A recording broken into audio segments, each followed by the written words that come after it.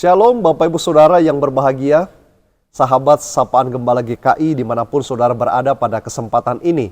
Saudara, perkenalkan saya Pendeta Hamzah yang melayani di GKI Jalan Pangeran Diponegoro, Kota Magelang. Saudara, saya hendak membacakan kita bagian Alkitab dan kita akan merenungkan bagian ini sebagai berkat kita di sepanjang hari ini, saudara. Namun sebelumnya saya mengajak kita sekali lagi untuk tundukkan kepala kita dan kita bersatu hati, kita berdoa.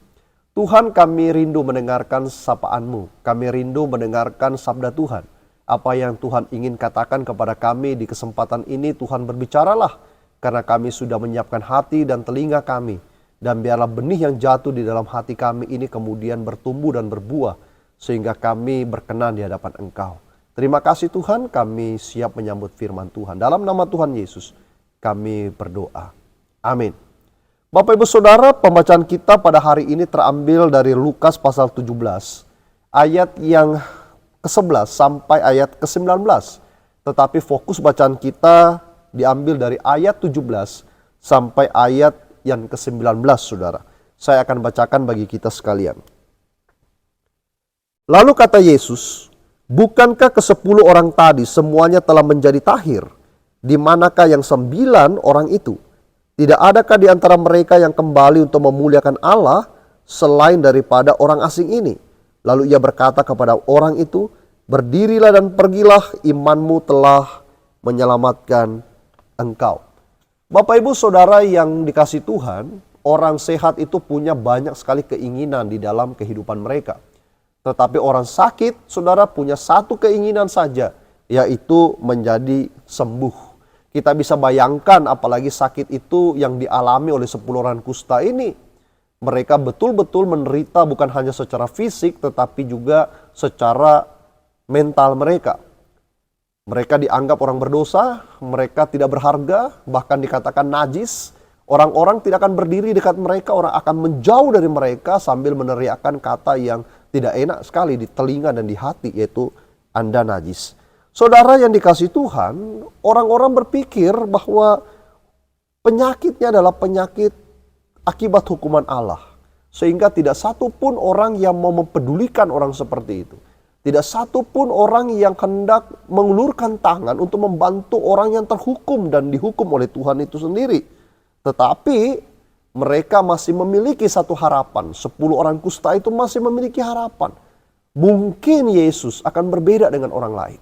Mungkin Yesus yang dikabarkan dekat dengan orang-orang berdosa akan datang menjenguk kita dan menyembuhkan kita. Maka tidak heran kalau Bapak Ibu Saudara melihat ketika Yesus lewat, mereka berteriak kepada Tuhan, "Tuhan selamatkan kami. Tuhan help me, help us, tolong saya, tolong kami." Mereka menggantungkan diri mereka secara mutlak, secara 100% kepada Tuhan, saudara. Dan di dalam ayat 14, Tuhan menatap mereka dan berkata, "Perlihatkan dirimu kepada imam-imam." Di tengah perjalanan, saudara, di dalam Alkitab dicatat bahwa mereka ditahirkan. Mereka sembuh, kusta mereka tiba-tiba hilang dan mereka menjadi orang biasa yang kuat, seger, dan tidak lagi memiliki sakit di dalam tubuh mereka. Otomatis di dalam kondisi seperti itu mereka menjadi pribadi-pribadi yang berbeda. Mereka bagaikan lepas dari gelanggang pertandingan yang melelahkan sekali di dalam hidup ini. Status baru di tengah masyarakat akan mereka peroleh. Tetapi saudara, harusnya 10 orang itu semua harusnya kembali kepada Tuhan. Untuk mengucapkan terima kasih. Untuk mengucapkan syukur mereka kepada Tuhan yang begitu baik. Tetapi 9 orang dikatakan di Alkitab itu hilang entah kemana. Kisahnya selesai sampai ketika mereka sembuh. Tetapi yang diceritakan hanya ada 1 orang, saudara, yang kemudian kembali kepada Yesus Kristus. Dan dia bertemu dengan Tuhan, mengucap syukur tersungkur di hadapan Tuhan, dan mengatakan dengan sungguh-sungguh di hadapan Tuhan, terima kasih, dan terima kasih. Saudara, Alkitab tidak mendramatisir cerita tentang suatu orang ini dengan begitu dramanya, narasinya, saudara. Tetapi kita mencoba bayangkan bagaimana reaksi, ekspresi, perasaan, dan juga bagaimana dia bersujud di hadapan Tuhan. Tersungkur, Alkitab berkata begitu.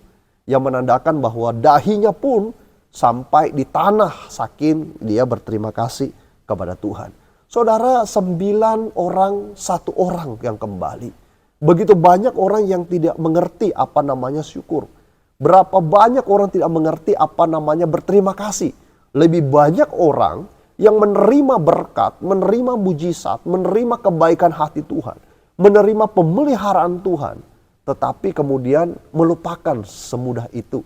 Artinya saudara bahwa tidak sedikit orang yang mungkin berdoa, Tuhan berikan saya, tolong saya, kebutuhan saya, dan segala macam, dan Tuhan jawab. Apakah orang-orang itu kedapatan tetap setia, mengucap syukur dengan hatinya, atau kemudian segera melupakan sang pemberi atau sang pengasih yang disebut sebagai Tuhan itu, yang awalnya dia percaya, dia minta, dan dia betul-betul menggantungkan hidupnya secara mutlak. 1 orang ini mengerti betul bahwa yang terpenting adalah dia yang menjadi sumber kesembuhanku. Maka dia balik. Saudara, ada yang menarik di dalam ayat 19.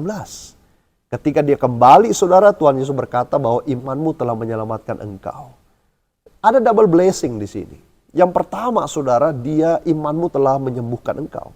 Tetapi di dalam ayat 19, ketika orang ini sudah menerima blessing yang pertama, berkat yang pertama, di sini Tuhan berkata, imanmu sudah menyelamatkan engkau. Keselamatan pun diperoleh oleh orang ini dengan hal di mana dia tahu bersyukur. Dia tahu berterima kasih. Dia tahu kepada siapa dia datang. Dia tahu kepada siapa dia harus menggantungkan hidupnya kelak. Dia percaya pada Tuhan. Saudara yang dikasihi Tuhan, double blessing. Kadang-kadang saudara kita melihat berkat Tuhan itu sebagai sesuatu yang penting sekali di dalam hidup kita. Betul saudara. Berkat kita minta sama Tuhan. Kita ingin sembuh. Kita ingin saudara kita memiliki apa yang kita inginkan secara duniawi. Tuhan kasih semua itu. Tetapi blessing yang paling penting di sini, imanmu telah menyelamatkan engkau. Sebuah kepastian keselamatan yang diperoleh oleh setiap orang Kristen apabila dia bisa bersyukur, dia datang pada Tuhan, dia menundukkan dirinya, dia tersungkur di hadapan Tuhan. Yang berarti Tuhan engkau raja di dalam kehidupanku. Saudara, hidup kita ingin diberkati Tuhan. Hidup kita ingin melihat mujizat Allah dan kita merasakannya. Marilah kita melangkahkan kaki kita, menghampiri dia setiap hari di dalam hidup kita, tersungkur kepadanya dan mengatakan, Tuhan, aku berterima kasih, aku membutuhkan engkau. Kiranya firman ini menjadi berkat bagi kita, dan biarlah berkat-berkat Tuhan senantiasa mengalir di dalam hidup saudara dan saya. Mari kita berdoa. Bapa di surga, kami bersyukur berterima kasih karena berkat yang Tuhan berikan kepada kami. Keselamatan adalah berkat yang sangat besar, yang paling besar di antara yang lain.